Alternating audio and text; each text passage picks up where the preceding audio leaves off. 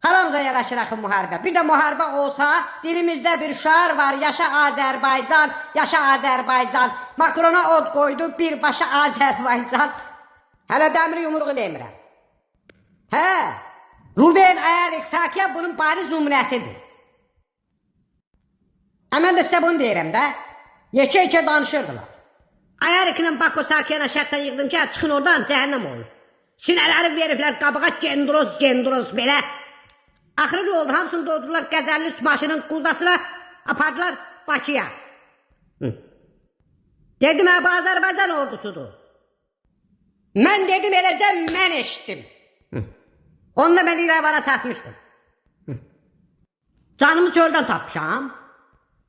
Deməli, yekə-yekə danışan Sarkisyan idi, Koçaryan idi. Opşum, şəhərliyənlər hamısı qaçıb gizlənmişdir.